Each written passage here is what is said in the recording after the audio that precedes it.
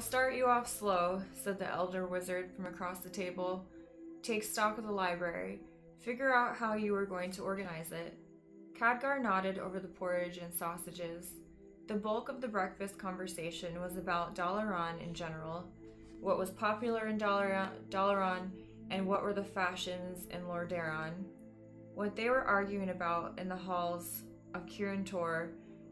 Khadgar mentioned that the current philosophical question when he left was whether, when you created a flame by magic, you called it into being or summoned it from some parallel existence. Medivh huffed over his breakfast. Fools. They wouldn't know an alternate dimension if it came up and bit them on the... So what do you think? I think, and Khadgar suddenly realizing he was once again on the spot, I think it may be something else entirely. Excellent, said Medivh, smiling. Excellent. When given a choice between two, choose the third.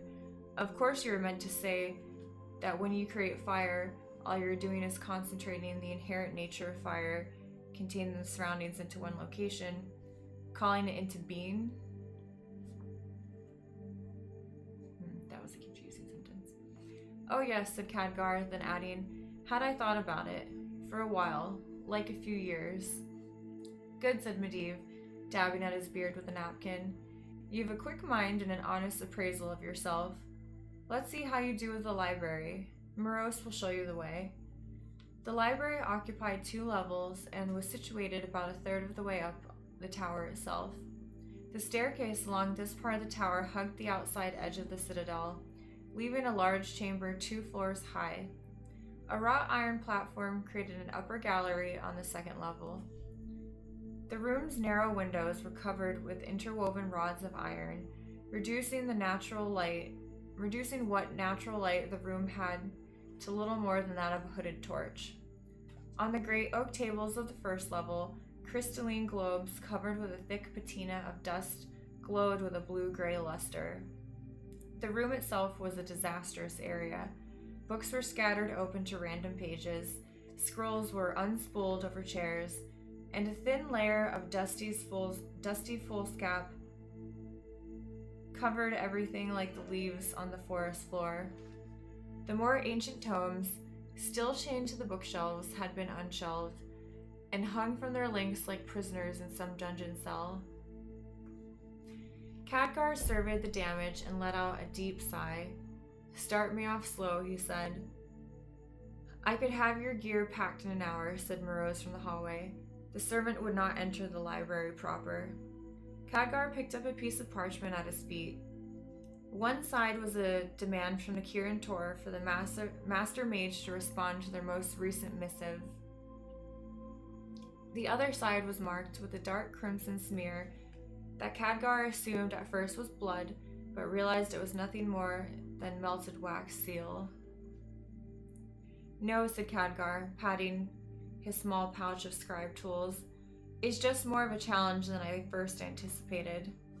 Heard that before, said Morose. Khadgar turned to ask about his comment, but the servant was already gone from the doorway. With the care of a burglar, Khadgar picked his way through the debris. It was as if a battle had erupted in the library. Spines were broken, covers were half torn, pages were folded over upon themselves. Signatures had been pulled from the bindings entirely, and this was for those books that were still mostly whole. More portfolios had been pulled from their covers, and the dust on the tables covered a layer of papers and correspondences. Some of these were open, but some were noticeably still unread, their knowledge contained beneath their wax seals. The magus does not need an assistant, muttered Khadgar, clearing a space at the end of one table and pulling out a chair. He needs a housekeeper. He shot a glance at the doorway to make sure that the Castellan was well and truly gone. Khadgar sat down, and the chair rocked severely. He stood up again, and saw that the uneven legs had shifted off a thick tome.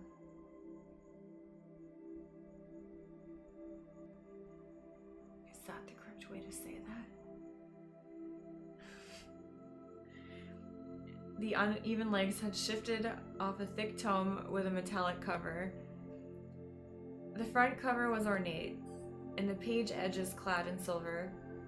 Khadgar opened the text, and as he did so, he felt something shift within the book, like a slider moving down a metal rod or a drop of mercury moving through a glass pipe. Something metallic unwound within the spine of the tome. The book began to tick. Quickly, Khadgar closed the cover, and the book silenced itself with a sharp whir and a snap, its mechanism resetting. The young man delicately set the volume back on the table. That was when he noticed the scorched mass on the chair he was using, and the floor beneath it. "I can see why you go through so many assistants," said Khadgar, slowly wandering through the room. The situation did not improve. Books were hanging open over the arms of chairs and metal railings. The correspondence grew deeper as he moved farther into the room. Something had made a nest in one corner of the bookshelf, and as Khadgar pulled it from the shelf, a small shrew's skull toppled out, crumbling when it struck the floor. The upper level was a little more than storage, books not even reaching the shelves, just piled in higher stacks, foothills leading to mountains leading to unattainable peaks. And there was one bare spot, but this one looked like someone had started a fire in a desperate attempt to reduce the amount of paper present. Khadgar examined the area and shook his head. Something else burned here as well, for there were bits of fabric, probably from a scholar's robe. Khadgar shook his head and went back to where he had left his scribe's tools.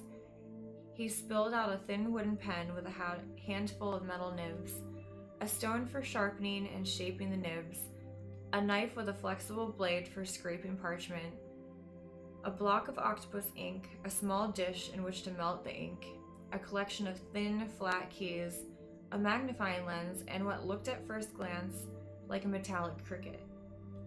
He picked up the cricket, turned it on its back, and using a special fashioned pen nib, wound it up.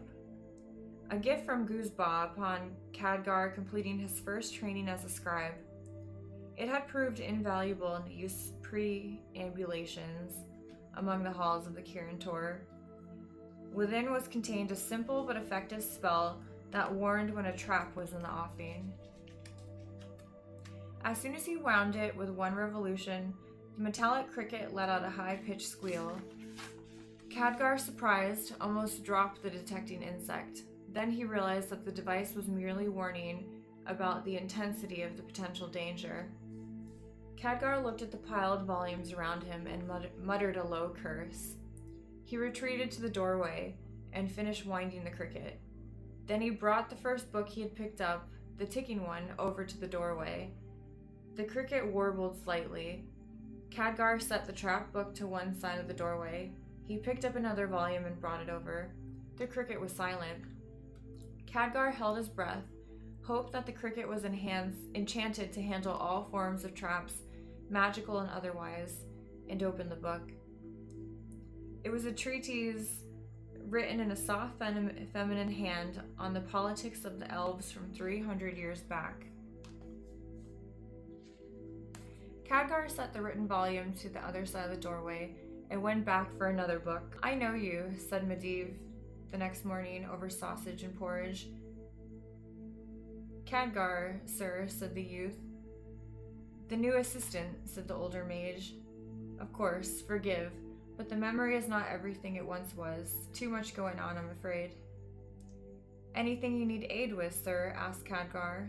The elder man seemed to think about it for a moment, then said, "The library, young trust. How are things in the library?" "Good," said Khadgar. "Very good. I'm busy sorting the books and papers." "Ah, by subject? Author?" asked the master mage. "Fatal and non-fatal," thought Khadgar. "I'm thinking by subject. Many are anonymous." Said Medivh. "Never trust anything that a man will not set his reputation and name upon." "Carry on then. Tell me, what is the opinion of the Kirin Tor mages about King Lane? Do they ever mention him?" The work proceeded with glacial slowness, but Medivh did not seem to be aware of the time involved. Indeed, he seemed to start each morning with being mildly and pleasantly surprised that Khadgar was still with them, and after a short summary of the progress, the conversation would switch into a new direction. Speaking of libraries, he would say, what is the Kirin Tor's librarian Corrigan up to? How do people in Lordaeron feel about elves? Have any ever been seen there in living memory? Are there any legends of bull-headed men in the halls of the Violet Citadel? And one morning, about a week into Khadgar's stay, Medivh was not present at all. Gone, said Moreau simply when asked. Gone where? Asked Khadgar. The old Castellan shrugged, and Khadgar could almost hear the bones clatter within his form. He's not one to say. What's he doing? Pressed Khadgar. Not one to say. When will he be back? Not one to say. He would leave me alone in his tower? Asked Khadgar, unsupervised with all his mystic text. Could come stand guard over you, volunteered Morose, if that's what you want. Khadgar shook his head, but said, Morose, yup, young sir? These visions, started the younger man. Blinders, suggested the servant. Khadgar shook his head again. Do they show the future or the past? Both. When I've noticed, but I usually don't, said Morose. Notice, that is. And the ones of the future, do they come true? Said the young man. Morose let out what Khadgar could only assume was a deep sigh, a bone-rattling exhalation. In my experience, yes, young sir. In one vision, Cook saw me break a piece of crystal, so she hid them away. Months passed, and finally the master asked for that piece of crystal. She removed it from its hiding place, and within 2 minutes I had broken it. Completely unintentionally. He sighed again. She got her rose quartz lenses the next day. Will there be anything else? Khadgar said no, but was troubled as he climbed a staircase to the library level. He had gone as far as he had dared so far in his organization, and Medivh's sudden disappearance left him high and dry without further direction. The young would-be apprentice entered the library. On one side of the room were those volumes, and remains of volumes, that the cricket had determined were safe, while the other half of the room was filled with the generally more complete volumes that were noted as being trapped. The great tables were covered with loose pages and unopened correspondence, laid out in 2 semi-regular heaps. The shelves were entirely bare, the chains hanging empty of their prisoners. Khadgar could sort through the papers, but better to restock the shelves with the books. But most of the volumes were untitled, or if titled, their covers so barely worn, scuffed, and torn as to be illegible. The only way to determine contents would be to open the books, which would set off the trapped ones. Khadgar looked at the scorch mark on the floor and shook his head. Then he started looking, first among the trapped volumes, then among the untrapped ones, until he found what he was looking for, a book marked with a symbol of the key. It was locked, a thick metal band holding it closed, secured by a lock. Nowhere in his searches had Khadgar come across a real key, though that did not surprise him, given the organization of the room. The binding was strong, and the cover itself was a metal plate bound in red leather. Khadgar pulled the flat pieces of keys from his pouch, but they were all insufficient for the large lock.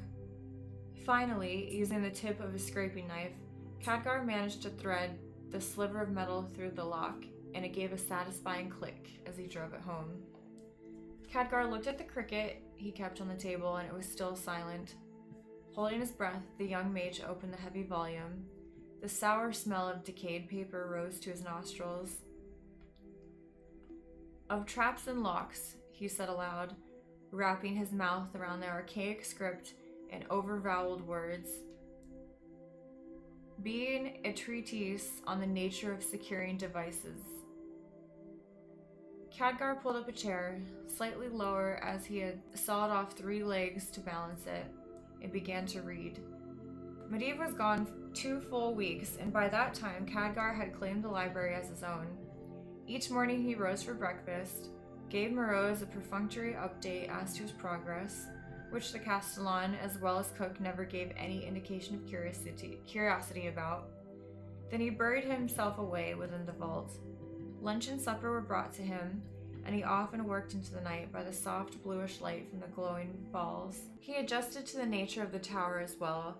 There were often images that hung at the corner of his eye, just a twinkling of a figure in a tattered cloak that would evaporate when he turned to look at it.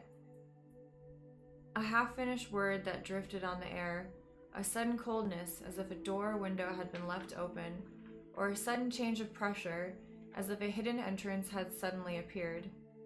Sometimes the tower groaned in the wind, the ancient stones shifting on each other after centuries of construction. Slowly he learned the nature, if not the exact contents, of the books that were within the library, foiling the traps that were placed around the most valuable tomes. His research served him well in the last case. He soon became as expert at foiling spell mechanisms and weighted traps as he had been with locked doors and hidden secrets in Dalaran. The trick for most of them was to convince the locking mechanism, whether magical or mechanical in nature, that the lock had not been foiled when in reality it had been. Determining what set the particular trap off, whether it was weight or a shifting bit of metal or even exposure to the sun or fresh air, was half the battle to defeating it. There were books that were beyond him, whose locks foiled even his modified picks and dexterous knife. Those went to the highest level, toward the back, and Khadgar resolved to find out what was within them, either on his own or by threading the knowledge out of Medivh. He doubted the latter, and wondered if the master mage had used the library as anything else than a dumping ground for inherited texts and old letters. Most mages of the Kirin Tor had at least some semblance of order to their archives, with their most valuable tomes hidden away, but Medivh had everything in a hodgepodge as if he didn't really need it. Except as a test, thought Khadgar, a test to keep would-be apprentices at bay. Now the books were on the shelves, the most valuable and unreadable ones, secured with chains on the upper level, while the more common military histories, almanacs, and diaries were left on the lower floor. Here were the scrolls as well, ranging from mundane listings of items bought and sold in Stormwind to recordings of epic poems. The last were particularly interesting, since a few of them were about Agwyn, Medivh's claimed mother. If she lived over 800 years, she must have been a powerful mage indeed, thought Khadgar. More information about her would likely be in the protected books in the back. So far, these tomes had resisted every common entreaty and physical attempt to sidestep their locks and traps, and the detecting cricket practically mewled in horror whenever he attempted to unlock them. Still, there was more than enough to do, with categorizing the loose pieces, reassembling those volumes which age had almost destroyed, or sorting, or at least reading, most of the correspondence. Some of the latter was in Elven script, and even more of it, from a variety of sources, was in some sort of cipher. The latter type came with a variety of seals upon it, from both Azeroth, Cosmodin, and Lordaeron, as well as places that Khadgar could not locate in the Atlas. A large group communicated in cipher with each other, and with Medivh himself. There were several ancient grimoires on codes, most of them dealing with letter replacement and cant. Nothing compared to the code used in these ciphers. Perhaps they used a combination of methods to create their own. As a result, Khadgar had the grimoires on codes, along with primers in Elven and Dwarven languages, open upon the table that evening, the evening that Medivh suddenly returned to the tower. Khadgar didn't hear him as much as he felt his sudden presence, the way the air changes as a storm front bears across the farmland. The young mage turned in his chair, and there was Medivh, his broad shoulders filling the doorway, his robes billowing behind him of their own volition. "Sir, I," started Khadgar, smiling and half rising from his chair. Then he saw the Master Mage's hair was in disarray, and his lambent green eyes were wide and angry. "Thief!" shouted Medivh, pointing at Khadgar. "Interloper!"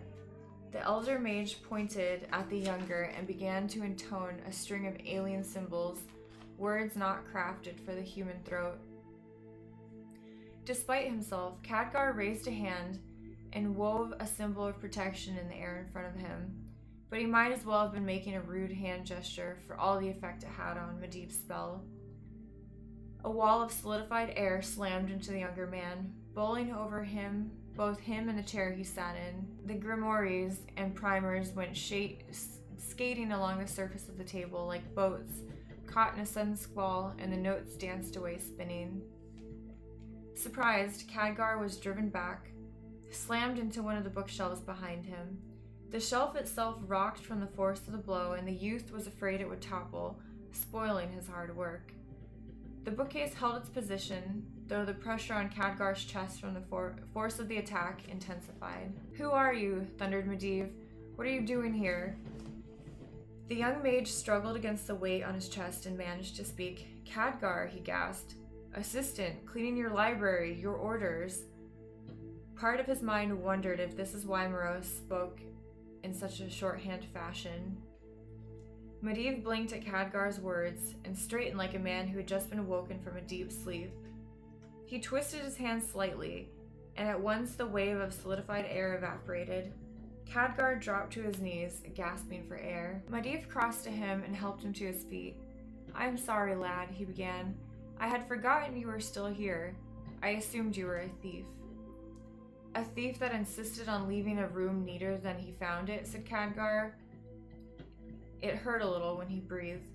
"Yes," said Medivh, looking around the room and nodding, despite the disruption his own attack had caused. "Yes, I don't believe anyone else had ever gotten this far before." "I've sorted by type," said Khadgar, still bent over and grasping his knees.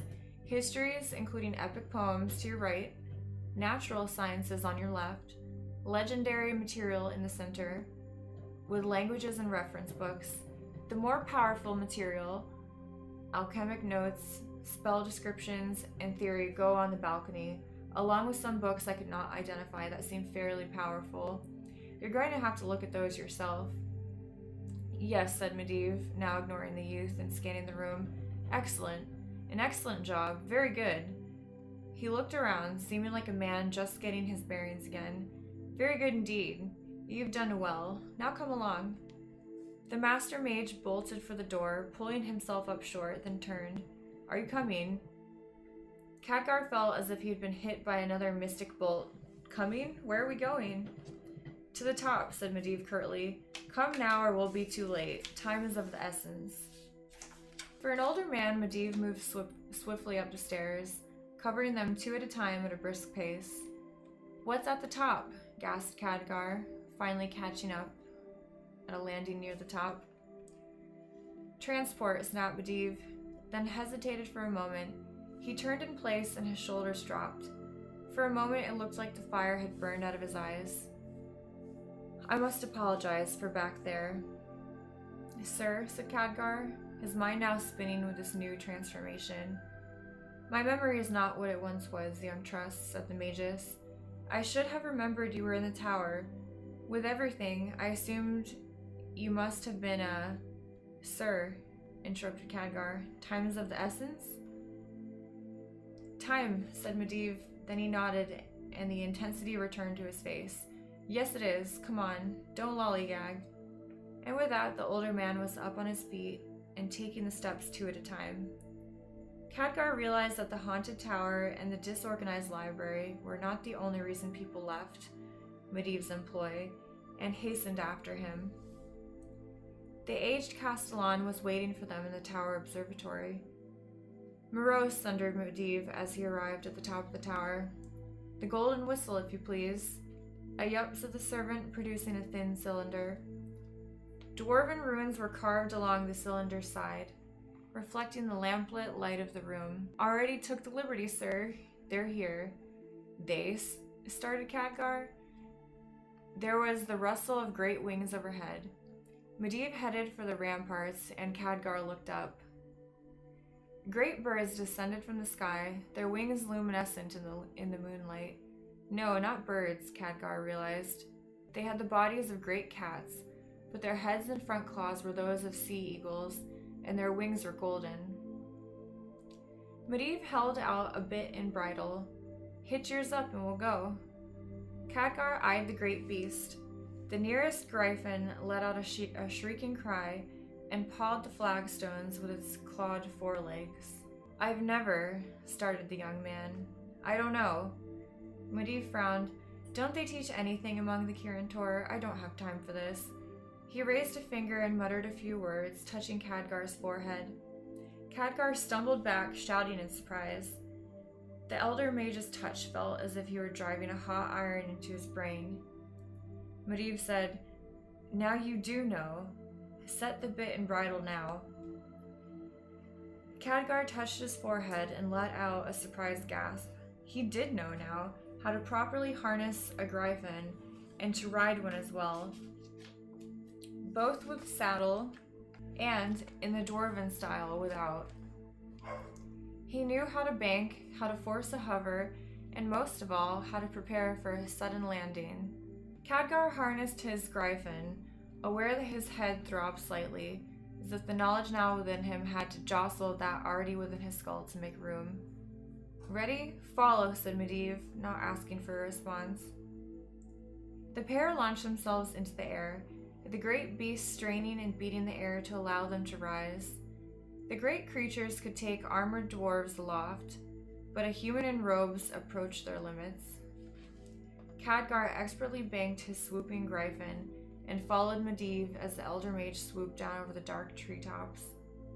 The pain in his head spread from the point where Medivh had touched him, and now his forehead felt heavy and his thoughts muzzy. Still he concentrated and matched the master mage's motions, exactly, as if he had been flying Gryphons all his life. The younger mage tried to catch up with Medivh, to ask where they were going and what their goal was, but he could not overtake him. Even if he had, Khadgar realized the rushing wind would drown out all but the greatest shouts. So he followed as the mountains loomed above them, as they winged eastward. How long they flew, Khadgar could not say. He may have dozed fitfully on the Gryphon back, but hands held the reins firm, and the Gryphon kept pace with its brother creature. Only when Medivh suddenly jinked his Gryphon to the right did Khadgar shake himself out of his slumber, if slumber it was, and followed the master mage as his course turned south. Khadgar's headache, the likely product of the spell, had almost completely dissipated, leaving only a ragged ache as a reminder. They had cleared the mountain range, and Khadgar now realized they were flying over open land.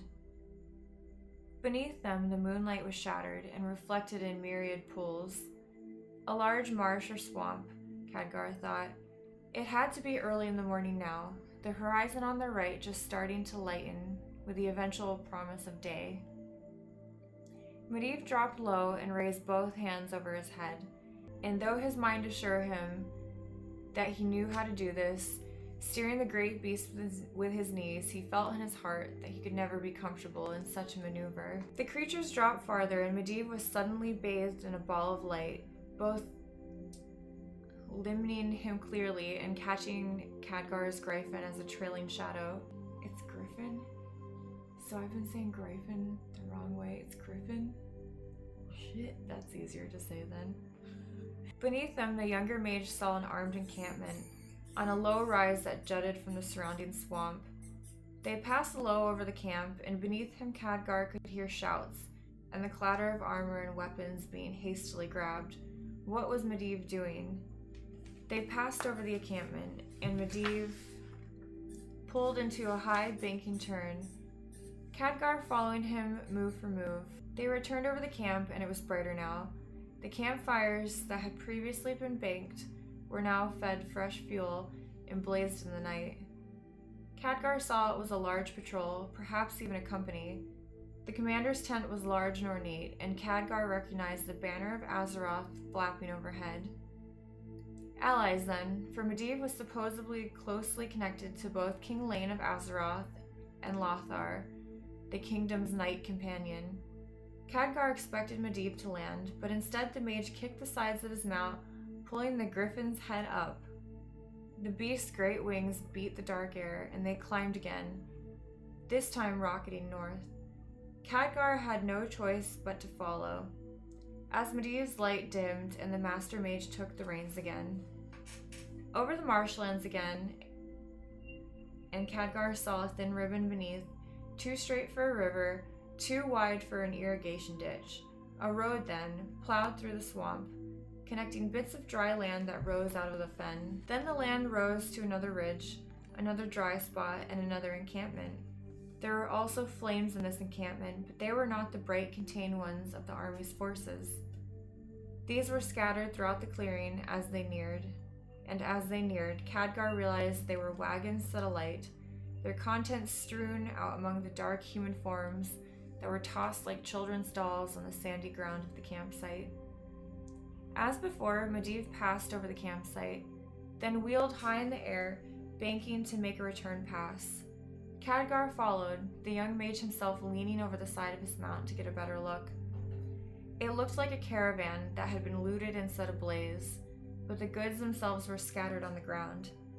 Wouldn't bandits take the booty in the wagons? Were there any survivors? The answer to that last question came with a shout and a volley of arrows that arced up from the brush surrounding the site. The lead griffin let out a shriek as Medivh effortlessly pulled back on the reins, banking the creature clear of the flight of arrows. Khadgar attempted the same maneuver, the warm, false, comforting memory in his head telling him that this was the correct way to turn. But unlike Medivh, Khadgar was riding too far forward on his mount, and he had insufficient pull on his reins. The griffin banked, but not enough to avoid all the arrows. A barbed arrow pieced the feathers of his right wing, and the great beast let out a bleeding scream, jerking in flight, desperately attempting to beat its wings to get above the arrows. Khadgar was off balance and was unable to compensate. In a heartbeat, his hands slipped loose of the reins. His knees slipped up from the sides of the griffin. No longer under tight control, the griffin bucked, throwing Khadgar entirely free of its back. Khadgar lashed out to grab the reins, the leather lines whipped at his fingertips, and were then gone into the night along with his mount.